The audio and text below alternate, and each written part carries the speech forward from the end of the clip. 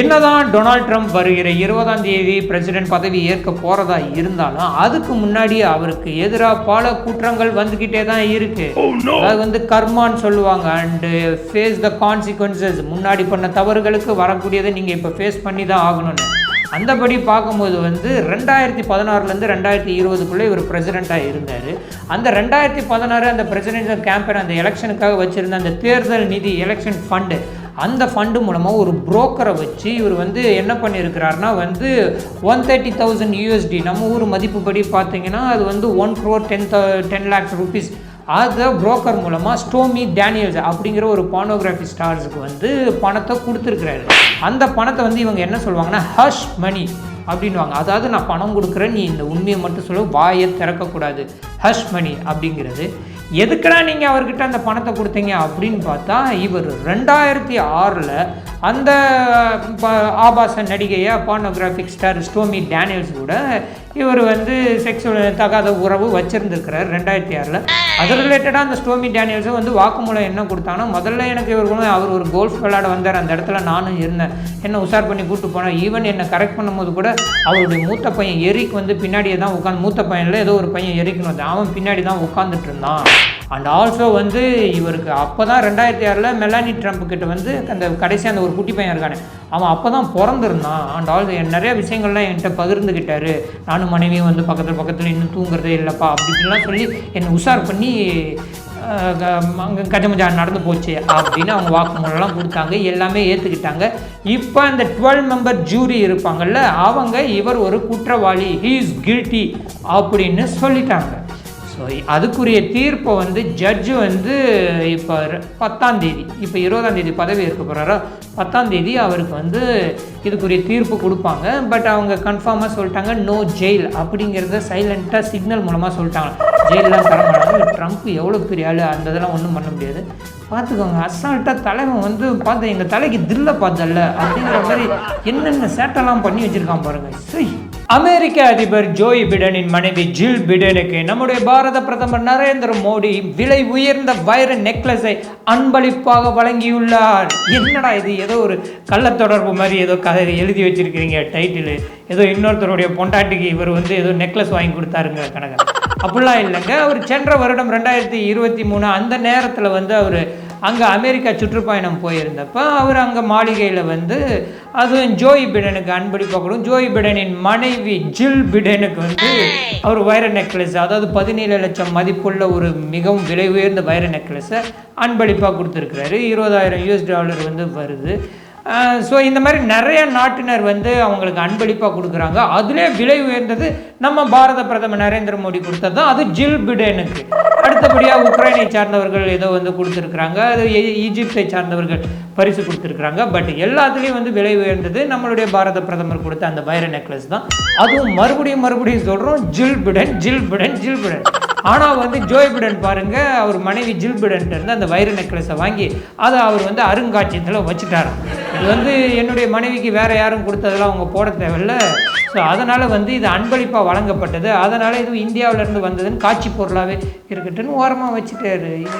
என்ன நடக்குது பாருங்கள். அங்கே என்னென்னா United states president Donald Trump என்னென்னா அங்கே இருக்கிற ஒரு ஆபாச நடிகை பார்னோகிராஃபி ஆக்ட்ரஸுக்கு வந்து 1,10 லட்ச ரூபா புரோக்கர் மூலமாக கொடுக்குறாரு ஹஷ்மனியா. இங்கே என்னென்னா நம்மளுடைய பாரத பிரதமர் நரேந்திர மோடி இப்போ இருக்கிற யுனைடெட் ஸ்டேட்ஸுடைய அதிபருடைய ஜோய் பிடனுடைய மனைவி ஜில் பிடனுக்கு வந்து வைர நெக்லஸ் அன்பளிப்பாக கொடுத்துட்டு வந்திருக்கிறாரு. என்னென்ன நியூஸ் வருது பாருங்கள். போங்கடா, என்னமோ பண்ணுங்கடா. சில்லுன்னு ஒரு காதல் படத்தில் வடிவேலும் அவங்க மனைவியும் வந்து ஒரு கான்வர்சேஷனில் இருக்கிற மாதிரி ஒரு வாட்ஸ்அப் வீடியோ போட்டிருக்கிறாங்க. அதில் அந்த மனைவி வந்து அவங்களுடைய கணவர் வடிவேலை பார்த்து கேட்குறாங்க, என்னங்க தினமும் புதுசாக அது காலண்டரை வந்து வாங்கிட்டே வந்துட்டே இருக்கிறீங்க, என்ன ஆச்சு உங்களுக்கு அப்படின்னு கேட்டதுக்கு நம்மளுடைய வடிவேல் சொல்கிறேன், நீ தானே டெய்லி காலண்டர் வாங்கிட்டு வா அப்படின்னு சொன்னேன், அதனால தான் டெய்லி காலண்டர் வாங்கிட்டு வந்துட்டுருக்கிறேன் அப்படின்னு போட்டு நம்மளை மூஞ்சிலே குத்துற அளவுக்கு பயங்கரமாக ஃபன் பண்ணி மொக்கையை போடுறானுங்க வாட்ஸ்அப்பில். அப்படியே சைடில் வந்து நம்மளுடைய சூரி வந்து ஏதோ ஒரு படத்தில் நடந்து போயிட்டுருக்கிறாரு. அப்போ பின்னாடி இருந்து சார் கொஞ்சம் நில்லுங்க அப்படின்னோடனே சூரி வந்து பதிலுக்கு, நீ என்ன வேணாலும் கூப்பிட்டுக்கம்மா, அண்ணன் தம்பி எப்படி வாடா போடான்னு கூட கூப்பிட்டுக்க, ஆனால் சாருன்னு மட்டும் கூப்பிட்றாதம்மா அப்படின்னு. இப்போ நம்ம தமிழகத்திலே அந்த சார் யார், அந்த சாருங்கிற வார்த்தையே வந்து இப்போ பயமாயிருச்சு. ஸ்கூல்லாம் வேறு இப்போ தான் ஆஃபலி எக்ஸாம் லீவெல்லாம் முடிஞ்சு ஓப்பன் ஆகிருக்கு. எல்லோரும் அங்கே போயிட்டு நம்மளுடைய சார்களெல்லாம் வந்து டீச்சர்ஸ் வந்து சார் தான் கூப்பிடுவாங்க. அப்போ எல்லாருக்குமே கொஞ்சம் பக்குன்னு தான் அடிக்கும், யார் இந்த சார் யார் இந்த சாருன்னு. அந்த மாதிரி ஆகி போயிடுச்சு. ஆக்சுவலி வந்து சாருங்கிறது வந்து ஒரு மிகப்பெரிய பட்டம். அது எப்படி சொல்கிறது, அந்த யுனைடெட் கிங்டம்லலாம் வந்து அது அந்த நைட்ஸ், அந்த பயங்கரமான பயமே இல்லாத வீரர்கள், அந்த நைட்ஸுக்கும் அப்புறமா என்ன சொல்கிறாங்கன்னா ஷிவல்ரி, அந்த மாதிரி பீப்புளுக்கு வந்து ஷிவல்ரினா என்ன மீனிங்னா ரொம்ப கைண்டாக ஹானஸ்ட்டாக பொலைட்டாக ஒரு பெண்கிட்ட நடந்துக்கிறான்ல ஒருத்தன், அவனுக்கு தான் வந்து இந்த சாருங்கிற பட்டம்லாம் கொடுப்பாங்களாம். ஆனால் இங்கே எப்படி கோஇன்சிடென்ட் ஆகிருக்கு பார்த்தீங்களா, ஆப்போசிட்டாக வருது. ஒருத்தன் வந்து யார் அந்த சாரு, அந்த இது கேள்வி எழப்பட்டிருக்க இடமே வந்து ஒருத்தன் ரொம்ப கொடூரமாக மிருகமாக வந்து ஒரு பெண்கிட்ட வந்து பாலியல் துன்புறுத்தலில் ஈடுபட்டிருக்கிறான். அவன் அந்த துன்புறுத்தலில் ஈடுபடும் போது ஒரு சாரை பற்றி பேசியிருக்கிறான். அந்த சாரை பற்றி இவங்க க்ளூ கொடுத்தனால தான் ஃபைனலாக நம்மளுடைய தமிழ்நாடே யார் அந்த சாருன்னு கேட்டுட்ருக்குறோம்.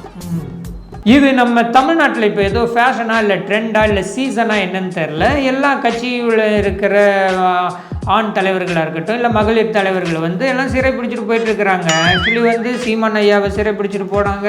அதுக்கப்புறமா வந்து இப்போ சௌமியா அன்புமணி அவங்களையும் கைது பண்ணாங்க.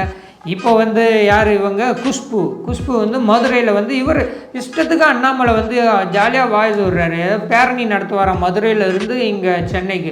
நான் கூட நடைப்பேரணி தான் நடத்த போகிறாங்க பெண்கள் எல்லாரும் அப்படின்னு இவர் பாட்டுக்கு வார்த்தை விடுறாருன்னு நினச்சேன். தெரியல, அவங்க மேபி வந்து வெஹிக்கலில் வர மாதிரி கூட பிளான் பண்ணியிருக்கலாம். பட் மதுரையில் அந்த பேரணி நடத்தலாம் அப்படிங்கிற நேரத்தில் வந்து குஷ்புவும் அந்த ஸ்பாட்டுக்கு போயிட்டு போனவங்க சும்மா போயிருக்கலாமே, கண்ணகி மாதிரி சிலம்பெல்லாம் தூக்கி நீங்களாம் சிலம்பை தூக்கி இப்படி நிற்கலாமாம்மா அப்படிங்கிற அளவுக்கு சிலம்பை தூக்கிக்கிட்டு அப்படி இப்படின்னு ஏதோ பேசியிருக்கிறாங்க போல். ஓகே, எண்ட் ஆஃப் த டே எனக்கு என்னமோ நீங்கள் எல்லாருமே அந்த மாணவிக்கு வந்து விடை தெரியணும் அப்படிங்கிற, அந்த மாணவிக்கு நடந்த கஷ்டத்துக்கு வந்து ஒரு இது தெரியணும், அதுக்கு ஒரு சொல்யூஷன் வரணும், பின்னால் இந்த மாதிரி குற்றங்கள் நடக்காமல் இருக்கிறதுக்கு ஒரு சொல்யூஷன் வரணும், அதுக்காக போராடுற மாதிரியே தெரியல. எல்லோரும் வீட்டில் சும்மா உட்காந்துட்டு இருந்தீங்க, ஏதாவது பண்ணோம், நாங்களும் இருக்கிறோண்டா, நான் ஜெயிலுக்கு போகிறேன் கணக்கா. சமீபத்தில் தான் குஷ்புலாம் சொல்லியிருந்தாங்க, பிஜேபியில் எந்த கட்சி மீட்டிங்க்குமே என்னை கூப்பிட மாட்டாங்க, அது எனக்கு மனவேதனை தருதுன்னு. ஃபைனலாக ஒரு இதுக்கு கூப்பிட்டுட்டேன், இப்போ சும்மா இருக்கிறமா நீ போமா, அந்த இடத்துல போராட்டம் நடத்துகிற மாதிரி பண்ணு, ஒரு மதியம் போல் கூப்பிட்டு போவாங்க, சாயங்காலம் ரிலீஸ் பண்ணிடுவாங்க அப்படி இப்படின்னு ஏதாவது ஒரு அந்த இடத்துல ஒரு ஸ்டண்ட் பண்ணுங்க, பப்ளிசிட்டி ஸ்டண்ட் அப்படிங்கிற மாதிரி இருக்குது. எல்லாமே ஃபன்னியாக தான் இருக்குது, என்னமோ பண்ணுங்களா. கள்ளச்சந்தையில் மது விற்பனை அமோகம். ஆமாங்க, குவார்டர் 250 ரூபாய்க்கு விற்கிறாங்களாம், அண்ட் சைடிஷ் ஃப்ரீயாக கொடுக்குறாங்களாம். அது என்னடா கள்ளச்சந்தை? ஆமாங்க, மார்னிங் 12 மணிலேருந்து நைட்டு 10 மணி வரைக்கும் எல்லா மதுபான கடைகளும் ஒயின் ஷாப்பும் வந்து திறக்கப்பட்டிருக்கும். அந்த நைட்டு 10 மணிக்கு மேலேயும் இப்போ நம்ம தமிழகத்தில் முக்கால்வாசி எல்லா ஒயின் ஷாப்பும் விடிய திறந்தே தான் இருக்குது 24 மணி நேரம். இவங்க பூந்தமல்லியில் இருக்கிற ஒரு நியூஸை தான் எடுத்து போட்டிருக்கிறாங்க. பூந்தமல்லியை சுற்றி 15 ஒயின் ஷாப் இருக்குது. அந்த 15 மதுபான கடைகளும் வந்து 24 மணி நேரமும் நடக்குதான். கள்ளச்சந்தைங்கிறது வந்து அந்த நைட்டு 10 மணிலேருந்து மார்னிங் 12 o'clock அவங்க பண்ணுற வியாபாரம் தான் கள்ளச்சந்தை. அந்த நேரத்தில் விற்கப்படுற மதுலாம் வந்து குவார்டர் வந்து 250 ரூபான்னு விற்கிறாங்களாம். அண்ட் சைடிஷ் ஃப்ரீயாக கொடுக்குறாங்க. சைடிஷ் வந்து என்னென்னலாம் கொடுக்குறாங்கன்னா கொய்யாக்காய், வாட்டர்மெலனு, ஆரஞ்சு, சுண்டல் பயிறு, அண்ட் இதில் புதன்கிழமை ஞாயிற்றுக்கிழமை வந்து வாத்துக்கறி, கோழிக்கறி அது இதுன்னு போட்டு பயங்கரமாக இது பண்ணுறாங்களாம். இதனால் நம்மளுடைய மது பிரியர்கள் 250 ரூபா குவார்டர் விற்றாலும் சைடிஷ் ஃப்ரீயாக தராங்களேப்பா அப்படின்னு வந்து அந்த இடத்துல கூட்டம் அலை மோதுதான். எண்டே கிடையாதா இதுக்கு எண்டே இல்லையா? இது எப்படி நீங்கள் எப்படி குற்றங்களை குறைப்பீங்க நீங்களே சொல்லுங்கள். இவங்க எதிர்கட்சியெல்லாம் போராட்டம் நடத்துறது சரிதான் ஆகிடும் போல இருக்குது. அவங்க ஏதோ வேற ஒரு கண்ணோட்டத்தோட போராட்டம் நடத்துகிறாங்க. பட் நீங்கள் நம்மளுடைய ஆளுங்கட்சியினர் திமுக இந்த இடத்துல நீங்கள் மதுக்கடையவே யாரும் மூட சொல்லலைங்க. அந்த குறிப்பிட்ட நேரத்தில் மதுக்கடையை ரன் ஆகட்டும், மற்ற நேரங்களில் மூடி வைங்க. அவன் நைட்டு போயிட்டு அவன் திருந்தணும்னு ஆசைப்படுறான், அந்த நைட்டாவது தூங்கி எழுந்திரிச்சானா அவனுக்கு ஒரு நல்ல விமோச்சனம் கிடைக்கும், இனிமேல் பண்ணக்கூடாதுன்னு என்ன வரும். நீங்கள் 24 மணி நேரமும் ஓப்பன் பண்ணி வச்சா அவன் அங்கே தான் போய் உட்காந்துட்டு இருப்பான். என்னத்தை நீங்கள் அவன் திருந்துறதுக்கே அவனை யோசிக்கவே விட மாட்டீங்க. அவன் மூளை மங்கி அவன் வந்து இந்த ஆல்கஹாலை உள்ளே எடுத்து அவன் மூளை மங்கி அவன் அஞ்சறிவு போசனா மாதிரி ஒரு கொலைகாரனாவோ இல்லை தன்னைத்தானே கொலை பண்ணிக்கிட்டோ போய் எண்டாக முடிக்கிறது தான் வந்து உங்களுடைய ஃபைனல் எண்ணமாக இருக்குது.